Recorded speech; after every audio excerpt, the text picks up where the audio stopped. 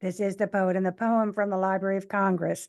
We are on remote with Henry Mills, poet and musician, and he's going to open us up with a poem. Hi, Grace. Thanks for having me. This first poem is called Earthenware. Despite chemo blunted taste buds, my tia maintains each tortilla on the comal's surface puffs with its predecessor's essence. I'm not one to believe a titan's hands sculpted from muck, the first people, but marvel at how earthen comales survive metallurgy. The skillet would otherwise be machine made, molten poured, blasted clean. This is from before the first bomb, before the old languages turned to shrapnel. A well-crafted tortilla right off the comal. Taste it, she says. Something endures. Henry Mills, you never disappoint us. You are the one I remember from Washington, D.C. You set the world on fire then, and you're doing it all over again. Are you in Washington now? Do you live there now? No, I got into NYU to study poetry, and I've been in New York ever since. I've been here about nine-ish years. Oh, so you're in New York. Where were Yes, you yes. born? I was born in DC. My parents, they fell in love during the Solidarity movement to get the US to stop arming the death squads in El Salvador. And they didn't even speak each other's language at the time very well. Yet but love has no borders, right? And your work continues that effort. You are continuing the struggle with language. Please give us two poems together, because when you put two disparate words together, everything explodes. So Wow. let's hear two. Thank you so much. I'm going to read a poem about the riots in DC, which started in the Adams Morgan Mount Pleasant neighborhood after a police officer shot somebody, uh, one of the recently arrived refugees from all the displaced of Central America. And I want to give a shout out to Kike Aviles, a DC Salvadoran poet who also inspired the style of this poem. It's called The Mount Pleasant Riots of 1991. Cinco de Mayo, historians drink to Mexico's victory. But in Mount Pleasant, the barrio just drinks. And the recently arrived from the burning cities know nothing of the law that says you can't stagger down Columbia Road with an open bottle. This is how the riot started, with a man, his cervecita, and huevos so big he could whoop a cop. The officer said she shot him as he pulled a knife, but I heard it was as he unbuckled his belt. Here's a real Bravo toast to the desert dancers appeasing the air for an ice cold corona. Here, compa, dear reader, an ice cold corona. For those who know the taste of sidewalk salt, I give you the cool amber of a Molotov. Tell me your breath don't smell like gasoline. Ever been so thirsty you burn a block for a beer? No?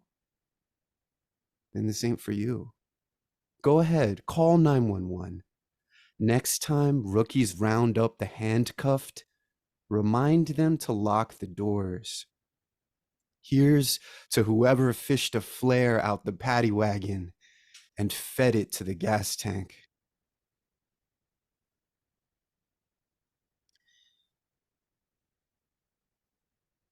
In El Salvador, uh, around 2001, they dollarized their economy. This poem is called Colones on the Eve of Dollarization. Colon gazes from a jar of American coins like a lost senior on a bus to nowhere. I fish him out, add him to the mound whose melt value exceeds its face value. Soon his cheeks sag into the chrome goop which circulated the veins of El Salvador. Mountains sold for this. Indios were opened and filled like piñatas of nickel for this. If I could dip my hand, know the labor, thrash of the corvo, cane juice drip off the chin, flip of the bubbling pupusa, comal fingertip singe. The boy beneath the branches of yellow blushing coffee beans waking in the fog. If I could find the centavitos I paid Tia Imelda for blonde highlights, I might feel my curls between her fingers, or reach deeper still, shoulder deep, and grasp a head of hair akin to my own. Drag body after body from the money cauldron. Deep dive through that orgy of limbs, mangroved bone, hand flowers twitching in the gargle of molten power disenchanted. Henry, I'm really speechless. I'm just still thinking of Your Breath Smells Like Gasoline, the first poem, and the second, like a lost senior on a bus to nowhere. What a phrase.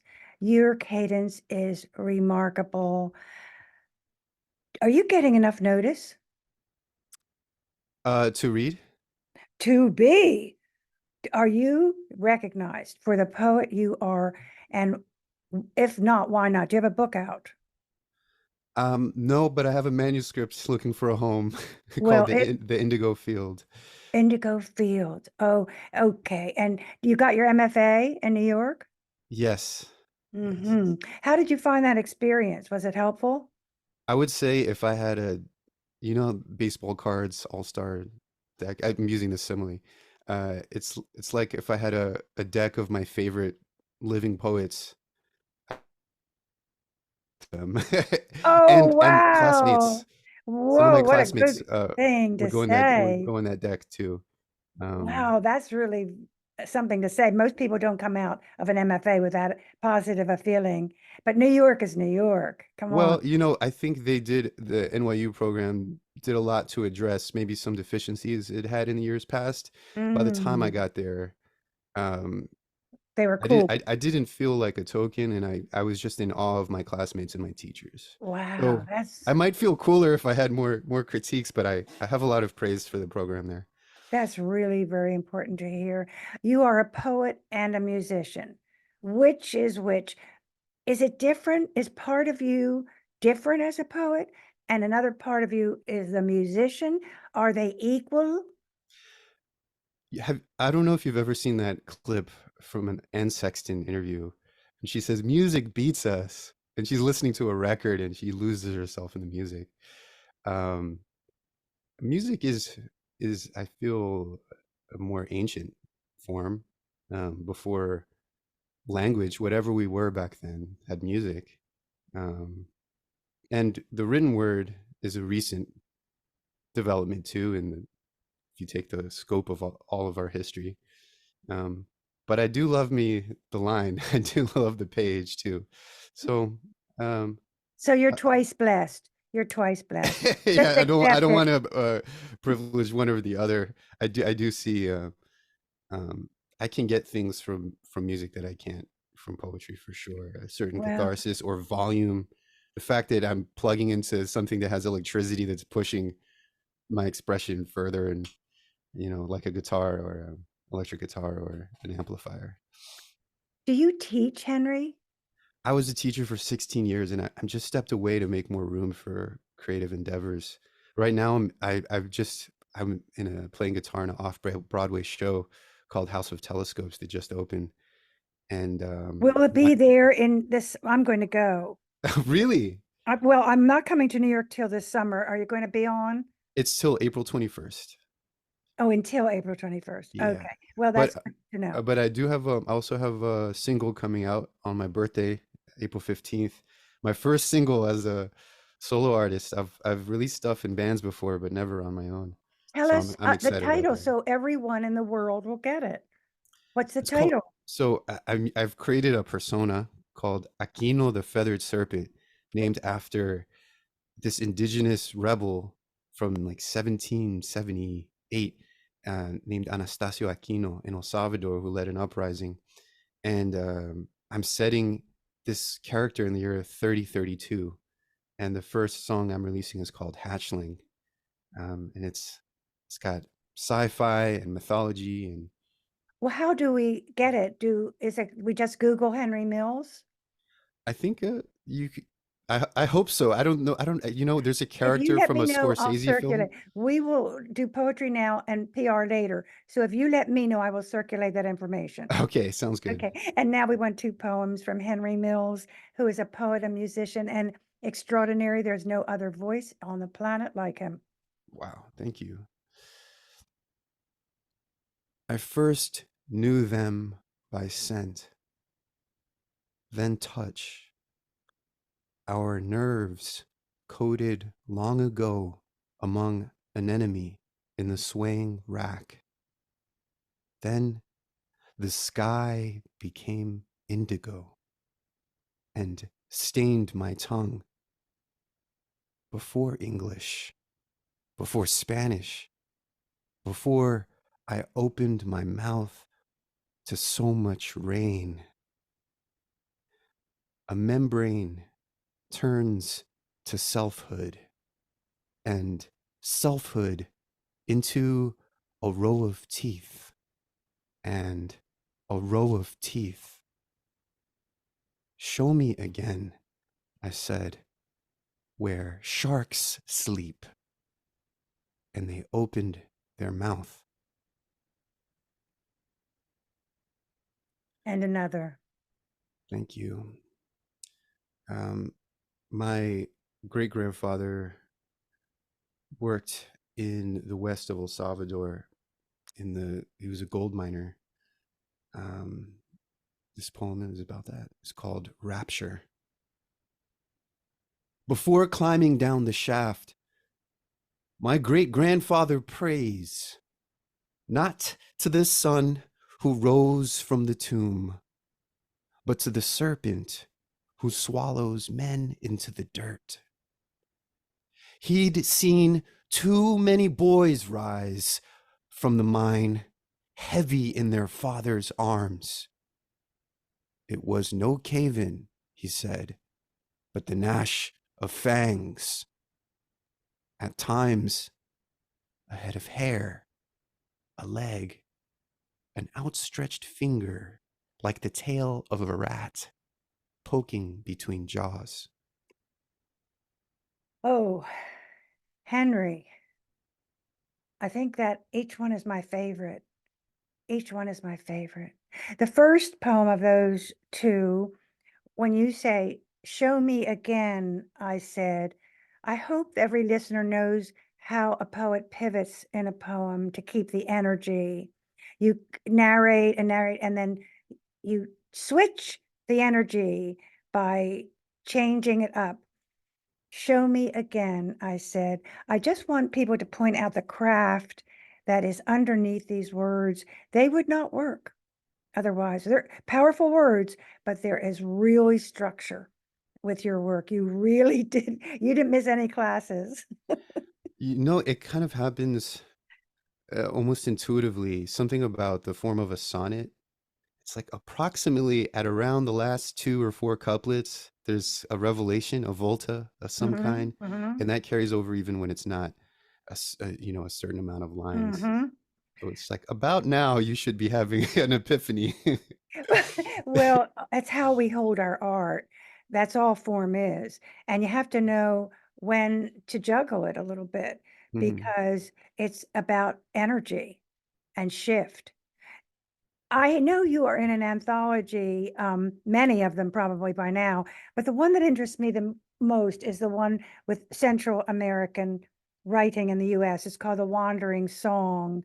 Um, who put that out and who's in it? It's put out by Tia Chucha Press, and funny enough, I've oh, no, I'm confusing with another anthology, but yeah, it's put out by Tia Chucha Press. Um, and I think even the poet I gave a shout out to, Kiki Aviles, is featured in it. He's coming on our air this next month. Wonderful. Yeah, he's been a family friend and big inspiration to me. Did you know Gala Theater when you were in DC? Yeah, I performed there also with one of my hardcore bands. I'll tell you, I think it's the oldest stage in DC. Yeah. I also had a horrible audition there. My We, one time trying to be an actor there. oh, No, but it was a that's good okay. experience. It was fun. You were probably young, right? Yeah, yeah. I was trying to do a role from Garcia Lorca's Bodas de Sangre. Oh, I'd love to see that. I would love to see that. We would put it on the air. So, who is the publisher? Who is the editor that who got the idea for this anthology and how did they get the poets all together? I saw a call out on Facebook, I believe, Oh, and uh-huh. it was a coalition of Central American writers in the U.S. who put their heads together to make sure our voices are represented. I'm so glad. I am so glad. Let's have two more poems from Henry Mills. You will not forget in a hurry. Um, you know, I've been thinking about how I've been thinking about Gaza a lot recently. Obviously, it's been on my mind every day as the horrors, and I see how Israeli snipers intentionally target knees and other body parts. So many people have amputations. And I'm going to read this poem about my cousin who, during the Salvadoran Civil War, lost his fingers from shrapnel. Um, and I'll probably mention Palestine again later on in the show, but I'm going to read this poem first called Scholar's Mate. It's also about chess. On a concrete patio in Barrio de las Flores, my cousin Chamba and I square off over the green white chessboard. I haven't seen him since we were 3 and can't help but gawk as he rubs his beard with the stumps of his fingers. When he was small, a Huey strafed the walls of his house. Abuela's options were either pray God would skew the hail or heft her sobrino over her shoulder and dash. This 4'5" lady somehow hoisted Chamba and ran, the gunner tracing her path with an M60, cobblestone shattering between her toes as fragments rived Chamba's fingers at the knuckles. I look at my own hands, guilty of being whole, like I should spare at least my pinky. How charitable. As if Chamba needs mending. Did I mention it's his fourth move? That the lost in thought beard rubbing is all for show? He clutches his queen, says, there's nothing heavier than Metallica, then drops her right in the phalanx of my pawns, trained on the peace with which no one can part. Mm. um, okay, let's read The Dud. Uh, this is another theater where the Salvadoran Civil War in the 80s, where the U.S. sent bombs um, to be dropped on peasants, and um, just as Biden has sent billions um, to Israel to drop on Palestinians. And this particular poem is in part of the result actually of a prompt in which I imitated Yehuda Amakai's radius of the blast, or radius of the bomb. Um, it's called the dud. Dud as in faulty. The dud. I stare into the crater, the size of a backyard pool. The rusted shell thudded and failed to blow. Now rests on a crude sawhorse in the Museo de la Revolución with a sign that says it's 500 pounds. If a foreign museum were to have it shipped off, encased in glass in a white room with track lights, it would divorce the bomb from what it means in these hills, where it spared the man carting goat milk ice cream, the boys selling bagged tap water, the woman with a basket calling tortillas in a siren wail that reaches the town square, the swing set swaying as if someone had just jumped off. I'm listening to language, but I'm also watching the scaffolding of the poem in my mind as it unfolds. I remember the first poem of that duo. Also, when you stop the energy and say, I look at my hands, that shifts everything in the poem. And how you make your cousin the victor and how he has not been diminished at all. You know, that was in part an effort that I realized that a lot of my poems, I wasn't coming under the lens of examination. It was just always others. And it didn't seem fair. So um, I thought I should come under the same similar gaze and not always be the hero or the Oh. pitied, you know. Hmm. Um, it's I just, don't see it that way. I don't think you're in the landscape, but you're never self-aggrandizing. It's always to shine the light on a bigger purpose. All of your work is about something bigger than you. That's why it will last. I'm glad it's working. It is working. And I'm really glad you're giving yourself time to write and to be a musician after, was it a teacher in the general schools, like lower grades, upper grades? It was, yeah, I was over the last 16 years, I've taught almost all grades from second grade to undergrads, Mhm. mostly creative writing and music Well, production. that is laudable. Um, Before we go into the next poem, I do want to hear about your music. Um, you have a phrase here that is just makes me bonkers. Decolonial futurist rap project. I love each one of those words. Decolonial futurist rap. So when you put them all together, what does it mean? Mm. I'm really inspired by a lot of Black futurism, and I wanted to see it for my roots. Um, for example, on my mother's side, my Pipil roots, the indigenous of El Salvador. So what would it be like to see our people represented in sci-fi and to still raise the hip hop flag? So um, I've drawn from our history and also from American history and all throughout the 70s and 80s and manifested it in the year 3032. So it's an effort to, you know, um, What does it sound like? well, there's a lot of punk and metal influence. Mhm. There's also synths with distortion, and Mm. I feel confident doing my poetry recitations and also rapping and screaming, but my pitch isn't great, so I kind of draw from like Zach De La Rocha from Rage Against the Machine as like a vocal style, and Are you a guitarist I do play guitar. I and do, vocalist? yeah, yeah. I composed all the music and recorded it all myself. Composer. Oh, is it all, scripted on paper? I have to memorize it.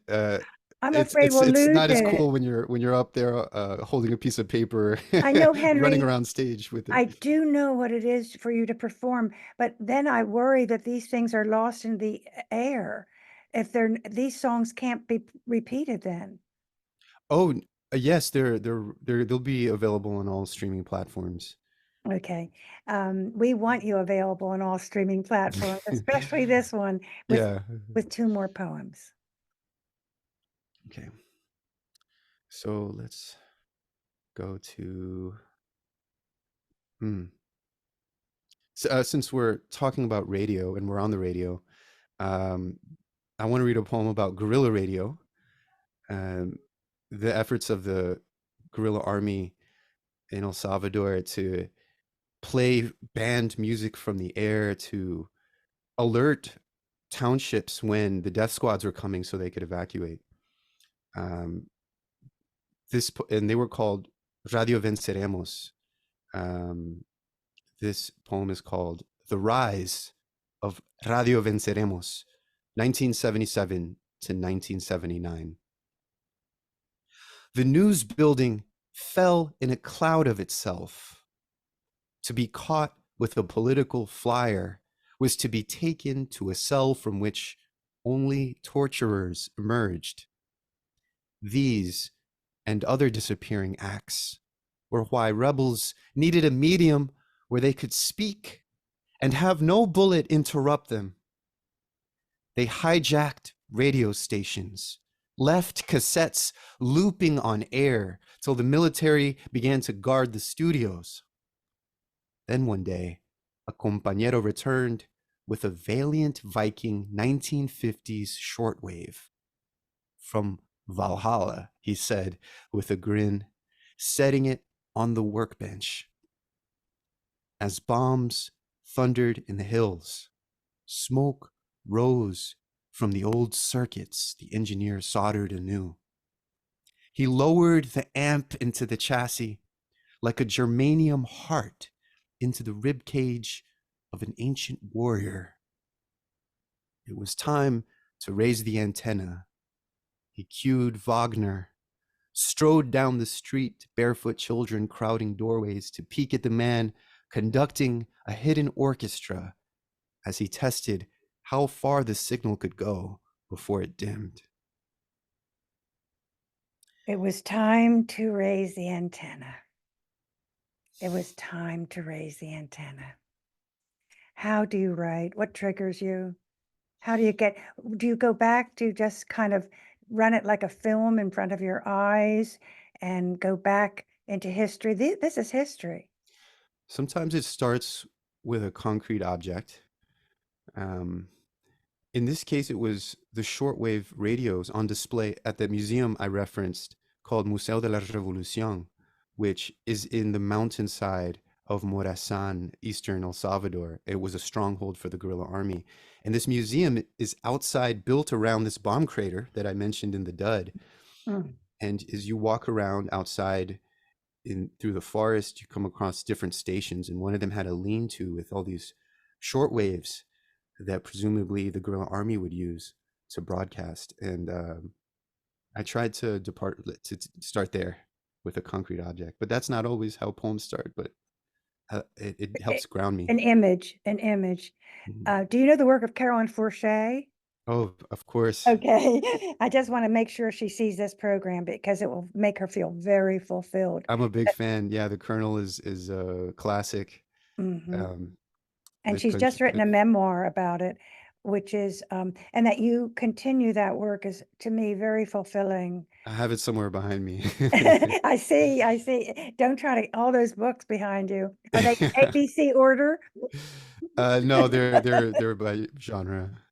Oh, let us have a final poem. Um, so I was thinking about these some of the monsters that emerged from the Civil War era. One was Monterrosa, trained like many of the School of the Americas graduates in counterinsurgency. School of Americas is a counterinsurgency army base in Fort Benning, Georgia, and they teach them these most horrific tactics. Um, and now I'm thinking about all the tactics used in Gaza in Palestine. It's just I just feel such a connection to. I just feel like I'm watching my history play out not just on my mother's side, but on my father's Jewish side, the horrors um, of the Holocaust manifested again in this strip of land that's even smaller than El Salvador in Gaza and the West Bank. In this poem, it's called The Congregation Interrogates Monterrosa, and it's after one particular massacre in El Salvador, in El Mozote, where they kettled everyone into a church and fired at them through the windows. Uh, and it's in their voice, the voice of the congregation. Why did you feed us before you shot us? Feeding, we thought, would soften your resolve. Seeing us eye the sacks of rice piled by your boots, the gratitude on our faces at which you then took aim. Was gracias an appetizer? The way Pinochet's mercenaries gave Victor Jara a guitar before breaking his hands. At the School of the Americas, what class preceded Intro to Decapitation? Did they not teach how to neutralize guerrilla radio? How hard could it be in a country the size of Massachusetts to find their trailer in the woods and blow it up? Your mortars lobbed blindly over the cerro, exploded live on air, warned us to flee into the hills. Why do you think you got stuck with a clip full of teeth with no one to feed, then feed on? You know, we've begun to sing the songs of Victor Jara under our breath at first, then louder, then louder. The power of Henry Mills. This is the poet and the poem from the Library of Congress. The program is produced by Forest Woods Media Productions, post-production by Mike Turpin, MET Studios. We wish to thank the Library of Congress for making the program possible. Funding is provided by the Rabada Fund, by the Sinipid Fund, by Natalie Canavore, Sandy Jackson Cohen, and the Anne Arundel Council for the Arts. Mike Turpin is our engineer, and I'm Grace Cavalieri.